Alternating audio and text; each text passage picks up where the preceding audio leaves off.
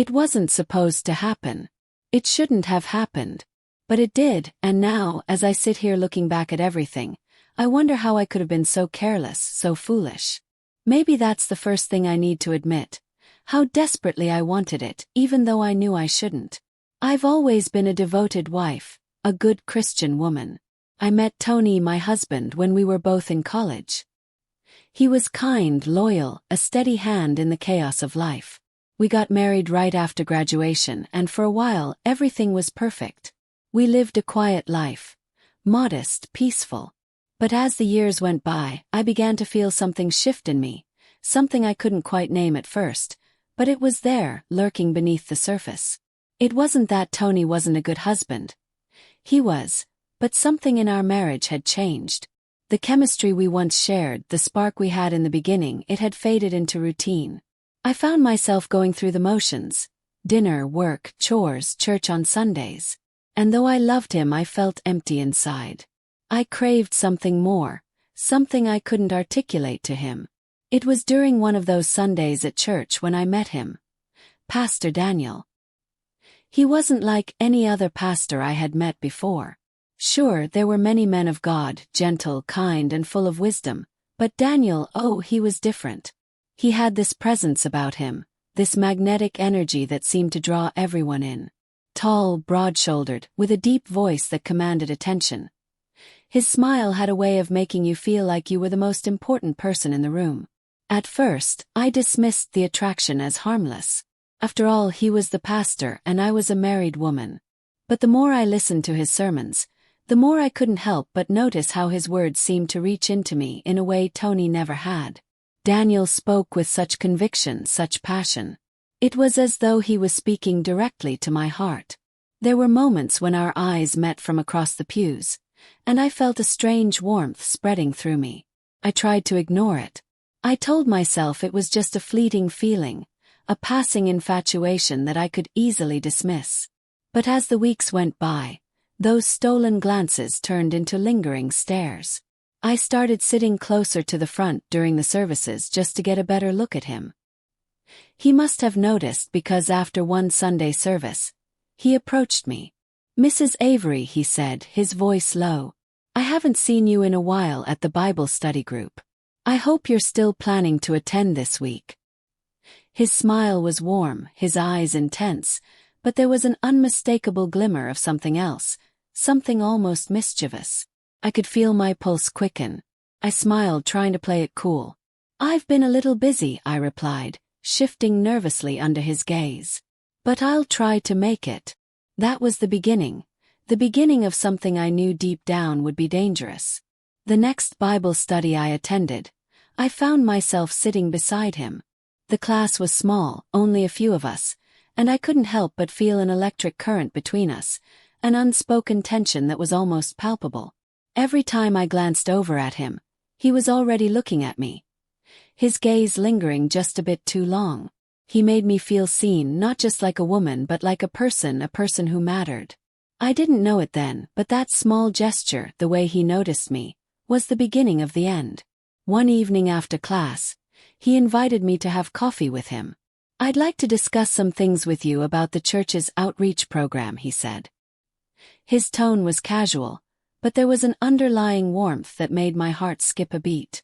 I agreed, of course, and we sat down at a small cafe just down the street from the church. The conversation started innocently enough. Church events, charity drives.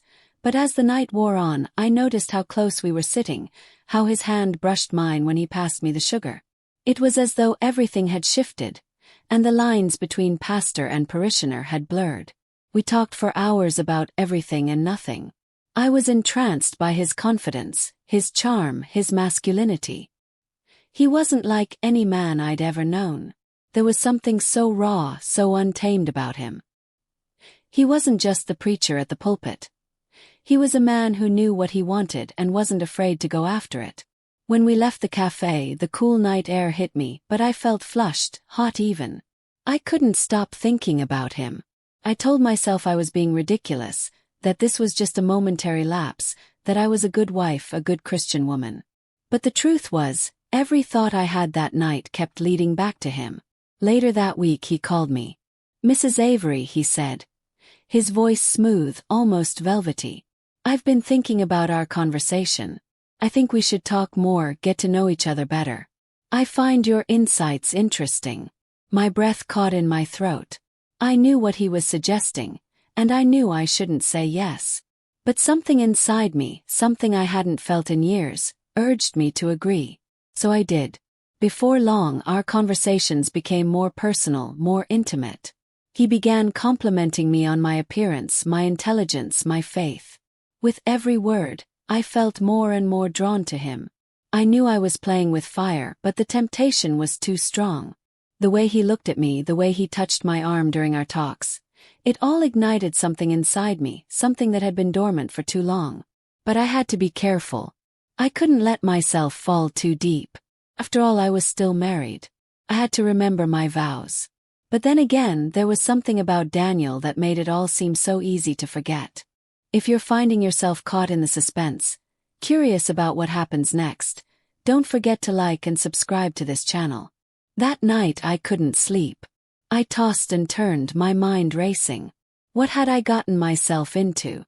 It's funny how something so innocent, so casual, can spiral into something you can't escape.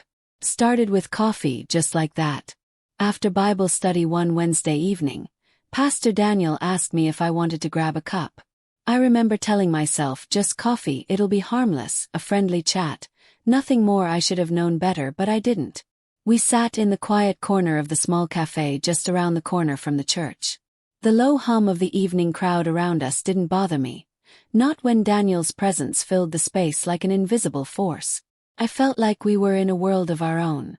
The conversation started off simple. Church events, the weather, the community, but gradually it shifted. He spoke with such ease, with such intimacy, as if we had known each other for years, even though we'd only exchanged pleasantries before. I've been thinking about you lately, Sarah, he said. His voice a low murmur that sent a shiver down my spine. My breath caught in my throat. He didn't say anything specific, but the way he said it made my pulse quicken. He wasn't just talking about church things, no, he was talking about me. Part of me wanted to pull back, to end it right there, to remind myself that this was wrong. But there was another part of me, one I hadn't even fully understood, that was already drawn in, tangled in his words, his presence. You're a good woman, he continued, his eyes locking with mine, and I couldn't look away. But I feel like you're holding something back. You're so reserved, Sarah, like there's something inside you that needs to be set free. My heart hammered in my chest. I didn't know what to say, didn't know how to respond. It felt like a confession, even though I wasn't the one speaking. His words touched something deep inside me, something that had been dormant for far too long. I'd always felt like I was just existing, going through the motions of life, being the perfect wife, the perfect churchgoer. But in that moment I realized I was starving for something more, something real. I smiled, though I was trembling inside. I'm not sure what you mean. He leaned in just slightly, his lips brushing against the rim of his coffee cup. I think you do, he said softly. His eyes flicked down to my lips for a brief second, and I felt a heat surge through me. It was a look I hadn't seen before, not from Tony, not from anyone. It was a promise, an unspoken challenge. I didn't know it yet, but I was already lost. Do you ever feel like you want to escape from your life, Sarah? He asked, his voice now a little more urgent, his fingers tracing the edge of his cup. Like there's a part of you that's been shut away, hidden, because you're scared of what would happen if it came out. Escape, the word hit me like a slap in the face. It was exactly what I wanted, what I had been wanting for so long. Something had been missing, and I had no idea how much it mattered until he said it aloud. Yes, I wanted to escape. I wanted to be seen, truly seen by someone. I wanted to feel alive. I don't know, I murmured, my voice barely above a whisper. Maybe. His gaze softened, but there was something darker in his eyes now, something I couldn't quite decipher. It was like he saw through me, saw the part of me that was hungry for something new, something wild. And in that moment, I didn't know if I was the one making the decision or if he was guiding me. You don't have to be afraid, Sarah, he said, leaning even closer. We all have desires, needs that sometimes we're too afraid to face. But I promise you I'm not going to judge you. I understand. I could feel the heat radiating from his body now, and it was intoxicating. His scent, woodsy, musky, filled my senses, and for a second I forgot where I was, forgot who I was. I just felt wanted. Suddenly, the world outside of us felt like it didn't exist. The coffee shop, the cars passing by outside. Everything faded into the background. There was only Daniel and me, and what was happening between us. Daniel, I started to say, but the words caught in my throat. Before I could say another thing, he reached out, his fingers brushing against my hand. The touch was electric, sending a shiver of need through my entire body. He didn't pull away. Instead, he gently wrapped his fingers around mine, his thumb lightly tracing the lines of my palm. A soft, barely perceptible sigh escaped me as I looked into his eyes. "I can see it in your eyes, Sarah," he whispered, his voice rough. "You want this." And just like that, it was as if I had no choice but to follow where he led. It was as though the decision had already been made, the path already set. I wasn't thinking anymore. I wasn't trying to justify this or convince myself that it was wrong. I was just feeling everything he made me feel. Alive, desired, free. His grip on my hand tightened slightly, and without a word he stood up. I followed his lead, my legs unsteady, heart pounding as he led me out of the cafe and into the cool night air. My mind screamed at me to stop, to turn around, to go home. But my body, my heart, overruled it. There was no going back. We walked a few blocks in silence, the only sound our footsteps echoing in the quiet street. Then we reached his car. Without hesitating, he opened the door for me, his eyes holding mine for a moment as if asking for permission. And I didn't say a word. Got inside. The door shut with a soft thud, and in that moment, I knew I was about to make a choice that would change everything. My heart raced, my mind a whirlwind of confusion and desire. I was already lost. We drove in silence for what felt like an eternity. When we reached his house, I didn't even think about it. I just followed him inside. The door closed behind us, and as the lock clicked, I knew there was no turning back. I had never seen Tony so angry. But then, how could I expect him to react any differently? The truth was I was caught. I was caught in my own web of lies, my own deceit, and the sting of the consequences hit harder than anything I could have imagined. I never thought it would come to this. I thought I could manage it, control it, keep my two lives separate. My life as a dutiful wife and church member, and the life I was starting to build with Pastor Daniel. But you can't hide the truth forever, especially when it's something as powerful and destructive as the affair I'd been having for months. It all came crashing down that night. It was the one time I didn't expect him to come home early, the one time I thought I could be with Daniel without any interruptions. Tony was supposed to be working late, staying at the office for an important meeting, so I had the whole evening to myself. I had made the excuse to him that I needed quiet time, that I was too tired to join him at the office. But I wasn't tired. No, I was about to meet Daniel again. We had planned it. Another quiet night at his place. Just us, a bottle of wine. The heat between us had grown so undeniable that it felt like every time we were together, there was a slow, suffocating fire consuming me. Daniel and I had been texting back and forth, the messages getting more flirtatious with every exchange. I was in a state of constant arousal, my heart pounding in my chest whenever I saw his name pop up on my phone. There were moments when I wanted to pull away, to put the brakes on it, but every time I saw him or heard his voice, it was like a drug I couldn't stop taking. I was in the middle of picking out a dress when my phone rang. It was a number I didn't recognize, and a feeling of dread washed over me. I answered, and before I could even say hello, a voice on the other end spoke. "Sarah, it's Tony." I froze, a cold sweat instantly breaking out over my skin. I knew in that moment that something was wrong. Tony never called me like this. Not when he was at work. His tone was different. There was an edge to it that made my stomach churn. "I'm almost home," he said, his voice tight. "I need to talk to you." My blood ran cold. I knew he had become suspicious. Lately he'd been distant, and I had been careful with my lies. But something told me that this time, it was more than just a hunch. Something had tipped him off. I quickly ended the call, my mind racing. What should I do? I couldn't go to Daniel's now.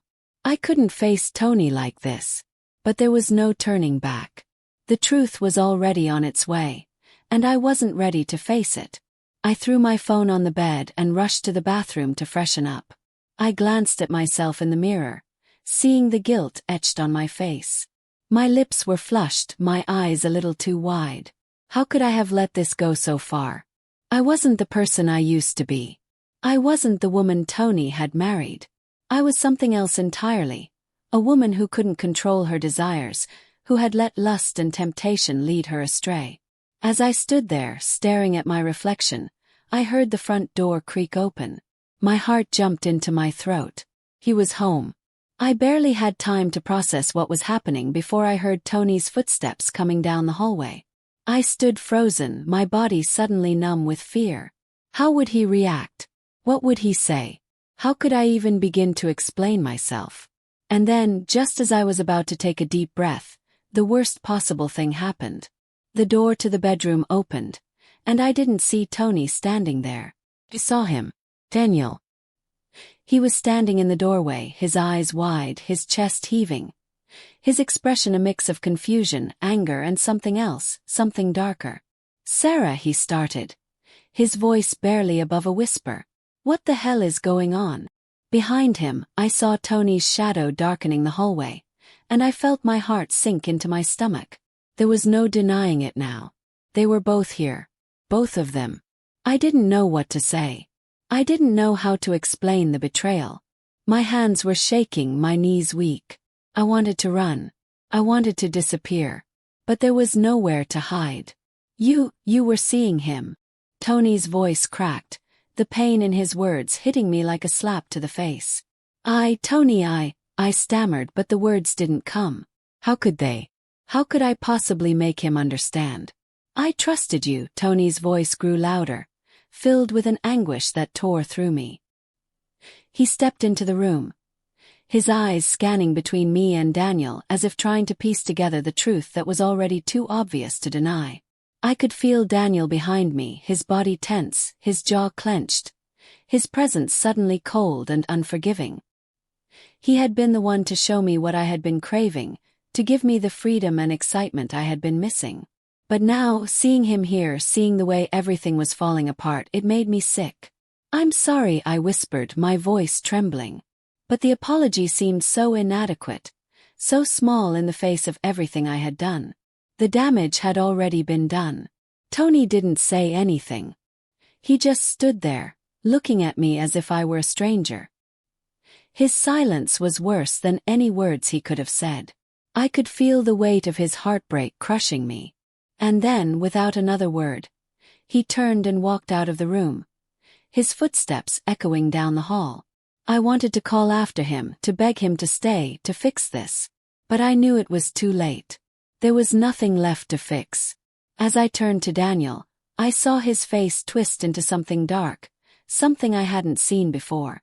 The man who had once made me feel wanted, desirable, was now staring at me with disgust. He spat. "You've destroyed everything." And in that moment I realized just how much I had lost, how much I had sacrificed in the pursuit of something selfish, something fleeting. There was no going back now. If you're still on the edge of your seat, make sure to like and subscribe so you don't miss the shocking conclusion of Sarah's journey. Will she face the consequences? Or is there more to this story than meets the eye? The door swung open with a force that rattled the walls, and Tony stood in the doorway. His eyes were wild, his face flushed with a mix of anger and disbelief. He had never looked at me like that before, like I was a stranger, like I was the one who had betrayed him. But that's exactly what I had done. His voice cracked through the tense silence, sharp as glass. "What the hell, Sarah?" I swallowed hard, my throat dry. I couldn't even look at him. All I could think about was the way the past few months had slipped away from me like sand through my fingers. The affair, the lies, the guilt that had been suffocating me even before he found out. Now the dam had burst, and there was no way to fix it. I didn't mean for it to happen, I whispered, trying to gather my thoughts, but the words came out as broken fragments. Tony, please let me explain. Explain. His voice rose and I winced. Explain what, Sarah? How long has this been going on? How long have you been sleeping with him? My heart pounded in my chest, and I felt like I was suffocating. I didn't want to look at him, didn't want to see the hurt in his eyes, but I knew I had to. This wasn't just about the affair. It was about everything I had destroyed. My marriage, my integrity. I was supposed to be his wife. I was supposed to be loyal to him, and I had broken that. But somehow, the weight of my betrayal felt heavier in the silence between us than the harshness of his words. Tony, please, I choked out, stepping forward, but he took a step back, holding up his hand and stopping me in my tracks. No, he said, his voice raw. No more lies. I want the truth. All of it. The truth. Could I even give him that? Could I explain the whirlwind that had taken over my heart, my body, everything? Could I tell him how Pastor Daniel's touch, his words, his presence had unlocked something inside me I didn't even know was there? How his body, his strength, his confidence had made me feel alive in ways I hadn't felt in years. How it had been impossible to stop once I had started. But I didn't say any of that. I just nodded, my eyes brimming with tears. What could I say that would fix this? I've been seeing him, I confessed, my voice cracking. For months. Hurry, Tony. I never meant to hurt you. Tony shook his head. His fists clenched at his sides. Sorry. Sorry doesn't fix this, Sarah. You've been sleeping with the man who's supposed to lead our church, the one person we trusted. And now I find out you've been lying to me this whole time. The reality of what I'd done hit me like a slap. I had betrayed him, not just with my body but with my soul. I had betrayed the very foundation of our marriage. My words caught in my throat. I don't know why, I whispered, almost to myself. I just felt something, Tony. Something I haven't felt in a long time with you. I don't know, it just wasn't there anymore. And Daniel. I trailed off, unable to finish the sentence. Stop, Tony cut me off, his voice sharp. He closed his eyes for a moment. His face contorted in pain. When he opened them again, there was a look in his eyes I had never seen before.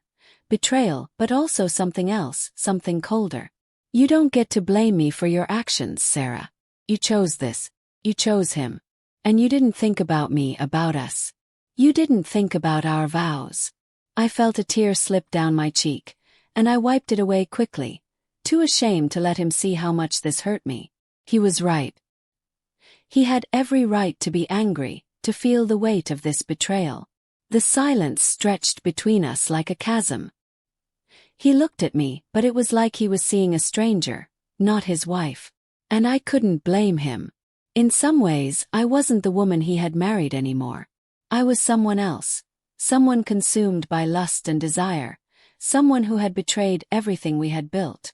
You don't have to do this, I whispered, my voice breaking. We can fix this. We can work through it. Tony, please. His eyes were cold as they met mine. No, Sarah. We can't.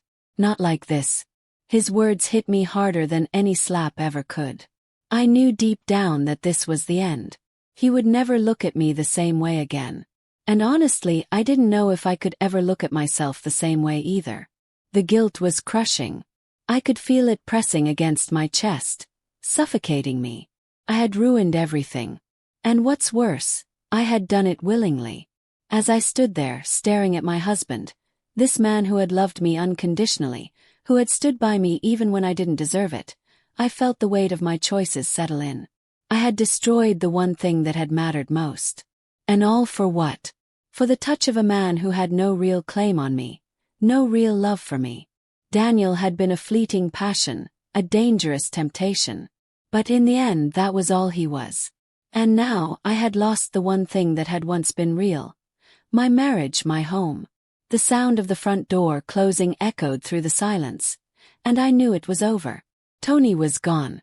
I stood there alone, with nothing but the wreckage of what I had done. And somewhere deep inside, I knew that no apology, No explanation could ever undo the damage. I had betrayed him, and now I had to live with the consequences. You don't get to blame me for your mistakes, Sarah, Tony continued, his voice ice cold. I've been nothing but patient with you, with us. And this is how you repay me. I wanted to say something, anything that would make it better, that would make him understand. But the truth was, there was nothing I could say that would change what had happened. My heart twisted, guilt and shame eating away at me, but I couldn't turn back the clock. Tony looked at me one last time, his expression hardening. Need time. Time to think. And I don't know if this marriage can survive after everything you've done. The words hit me like a blow to the chest. I tried to speak, to apologize again, but he was already walking away. The door slammed shut behind him and I stood there, numb. The weight of it all crushed me. It wasn't just the end of my marriage. It was the end of everything I had known. I stood in the empty house, the silence swallowing me whole. The affair, the lies, the passion. It had all been so intense, so consuming. But in the end it was nothing. It had destroyed everything I had worked for, everything I had built. And yet, part of me still longed for the man I couldn't have, the pastor who had once made me feel alive. My heart was torn in two, and I didn't know how to put it back together. This story may be hard to hear, but it's only one part of a much larger tale. The consequences of betrayal, love, and lust are never as simple as they seem.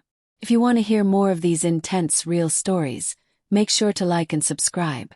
As I sit here now, alone with my thoughts, I'm left to wonder what happens when you lose everything you thought you had, and whether redemption is even possible. But one thing's for sure, the next chapter in my life is only just beginning, and I'm not sure I'm ready for it.